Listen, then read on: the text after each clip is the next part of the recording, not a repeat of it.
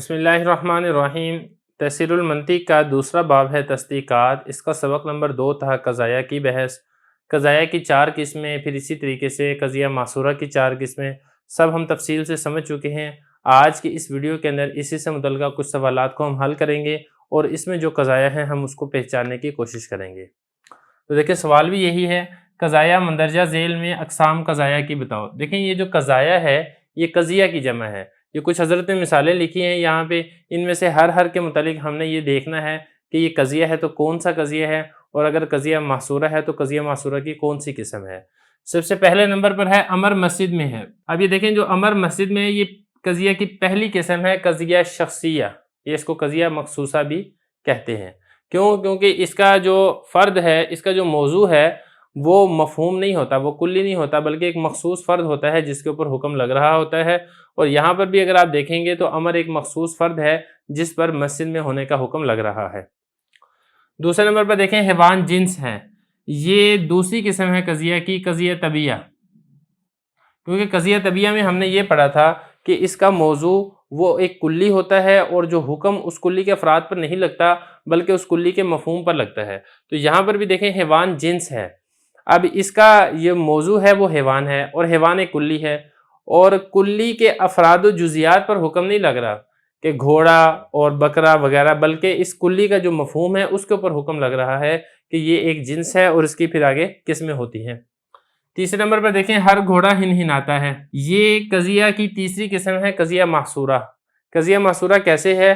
کیونکہ قضیہ معصورہ کے اندر ہم نے یہ پڑھا تھا کہ اس کا موضوع وہ ایک کلی ہوتا ہے اور حکم اس کلی کے افراد و جزیات پر لگتا ہے۔ اب یہاں پہ دیکھیں گھوڑا یہ ایک کلی ہے اور حکم لگ رہا ہے ہنہنانے والا، اور یہ حکم اس کے مفہوم پر نہیں لگ رہا بلکہ اس کے افراد و جزیات پر لگ رہا ہے۔ اب یہاں پر ایک سوال یہ پیدا ہوگا کہ اس میں جو قضیہ معصورہ کی جو 4 قسمیں ہیں وہ 4 قسموں میں سے کون سی قسم ہے؟ تو دیکھیں اس میں اس کی پہلی قسم ہے قضیہ معصورہ میں سے موجبہ کلیہ۔ موجبہ تو اس لیے کہ اس میں کسی چیز کے ہونے یا کرنے کا حکم لگایا جا رہا ہے، اور کلیہ یہ کہ اس کے افراد و جزیات میں سے تمام پر ہر فرد پر حکم لگ رہا ہے کہ ہر گھوڑا وہ ہنہناتا ہے۔ یہ چوتھی مثال ہے۔ دیکھیں یہ بھی قضیہ معصورہ ہے۔ قضیہ معصورہ اس لیے ہے کہ یہاں پہ جو گدھا ہے یہ گدھا ایک کلی ہے، کیونکہ کلی وہ مفہوم جو کثیرین پر صادق ہے، تو یہ کلی ہے اور حکم یعنی جو اس کا محمول ہے وہ اس کلی کے افراد و جزیات پر لگ رہا ہے۔ تو پہلی بات تو یہ ہے کہ یہ قضیہ معصورہ ہے۔ اب قضیہ معصورہ کی جو 4 قسمیں، ان 4 قسموں میں سے کون سی قسم ہے؟ تو دیکھیں ان 4 قسموں میں سے اس کی قسم ہے سالبہ کلیہ۔ اب سالبہ کلیہ کیسے ہے یہ بھی ذرا سمجھ لیں۔ سالبہ اس لیے کہ اس میں نہیں ہونے والا حکم لگ رہا ہے، تو جیسا کہ میں نے آپ کو بتایا تھا کہ سالبہ میں کسی چیز کی نفی کی جاتی ہے، تو یہ سالبہ ہے۔ اور کلیہ کیسے کہ اس میں اس کے افراد و جزیات میں سے تمام تر کی نفی کی جا رہی ہے کہ گدھے کے جتنے افراد ہیں ان میں سے کوئی فرد بھی وہ ایسا نہیں ہے کہ بے جان ہو، بلکہ سارے کے سارے جاندار ہیں۔ یہ چوتھی مثال ہوگی۔ آگے ہے 5ویں مثال۔ یہ جو 5ویں مثال ہے یہ بھی قضیہ معصورہ ہے۔ قضیہ معصورہ کیسے ہے؟ کیونکہ اس کا جو موضوع ہے انسان، یہ ایک کلی ہے، اور قضیہ معصورہ میں موضوع کلی ہوتا ہے اور حکم اس کلی کے افراد و جزیات پر لگتا ہے۔ اب اس کے افراد و جزیات پر حکم لگ رہا ہے لکھنے کا، لیکن یہاں پر سوال یہ پیدا ہوتا ہے کہ قضیہ معصورہ کی 4 قسموں میں سے کون سی قسم ہے؟ تو دیکھیں اس کی قسم ہے موجبہ جزیہ۔ موجبہ جزیہ اس کی قسم کیسے ہے؟ وہ قسم اس کی اس طریقے سے ہے، موجبہ تو اس لیے ہے کہ اس میں کسی چیز کے ہونے یا کرنے کا بتایا جا رہا ہے، جو محمول ہے وہ نفی نہیں کر رہا بلکہ اس بات کر رہا ہے، اس لیے یہ موجبہ ہے۔ اور جزیہ اس لیے کہ بعض پر حکم لگ رہا ہے، بعض پر نہیں لگ رہا۔ اور جیسا کہ میں نے آپ کو بتایا تھا کہ معصورہ میں اس چیز کی بھی وضاحت ہوتی ہے کہ حکم آیا تمام پر لگتا ہے یا بعض پر لگ رہا ہے، تو یہاں پر بعض پر لگ رہا ہے اس لیے یہ موجبہ جزیہ ہے۔ بالکل اسی طرح جیسے یہ موجبہ جزیہ ہے یہ بھی موجبہ جزیہ ہے، قضیہ معصورہ کی قسم۔ مثال نمبر 6۔ اب یہ قضیہ معصورہ کیسے ہے؟ دیکھیں اس کا جو موضوع ہے انسان، وہ ایک مفہوم کلی ہے، اور جو اس کا محمول ہے وہ اس کلی کے افراد و جزیات پر لگ رہا ہے، اس کلی کے مفہوم پر نہیں لگ رہا۔ اگر مفہوم پر لگتا تو یہ قضیہ طبیعہ ہوتا، لیکن افراد و جزیات پر لگ رہا ہے اس لیے قضیہ معصورہ ہے۔ اب قضیہ معصورہ کی کون سی قسم ہے؟ تو یہ موجبہ جزیہ ہے۔ موجبہ تو اس لیے کہ اس میں نفی نہیں ہے، اس بات ہے، اور جزیہ اس لیے کہ اس میں بعض پر حکم لگ رہا ہے ان پڑھ ہونے کا، بعض پر نہیں لگ رہا، تو اس لیے یہ موجبہ جزیہ ہے۔ اس کے بعد آگے چلیں، ہر گھوڑا جسم والا ہے۔ یہ بھی 7ویں مثال ہے اور یہ بھی قضیہ محصورہ ہے۔ قضیہ محصورہ اس طرح کہ گھوڑا یہ مفہوم ہے، کلی ہے، اور کلی کے افراد و جزیات پر حکم لگ رہا ہے، جسم والا ہونا یہ محمول ہے۔ اب یہاں پہ سوال یہ پیدا ہوتا ہے کہ یہ قضیہ محصورہ کی 4 قسموں میں سے کون سی قسم ہے؟ تو دیکھیں اس میں آپ یہ سمجھیں کہ اس کی پہلی قسم ہے موجبہ کلیہ۔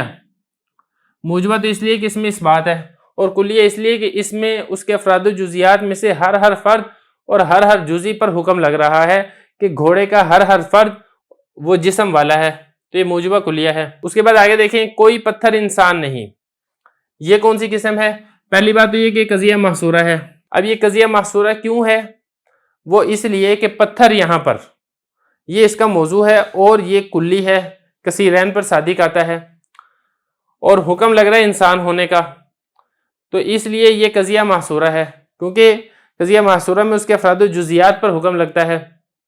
اب آیا اس میں جو قضیہ محصورہ کی 4 قسمیں ہیں اس میں کون سی قسم ہے؟ تو اس کی قسم ہے یہ سالبہ کلیہ۔ اب یہ سالبہ کلیہ کیوں ہے؟ سالبہ تو اس لیے کہ اس کے اندر نفی ہے، اور نفی ہو تو وہ سلب یعنی سالبہ کہا جاتا ہے، اور کلیہ اس لیے کہ اس میں تمام تر کی نفی کی جا رہی ہے کہ اس کے افراد و جزیات میں سے کوئی فرد بھی انسان نہیں ہے، تو جب تمام کی نفی کی جائے تو وہ کلیہ ہوتا ہے۔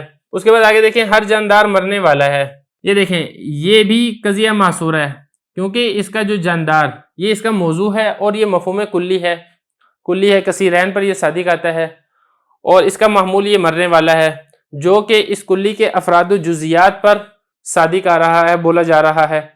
اب سوال یہ پیدا ہوگا کہ قضیہ محصورہ کی 4 قسموں میں سے کون سی قسم ہے؟ تو دیکھیں 4 قسموں میں سے پہلی قسم ہے موجبہ کلیہ۔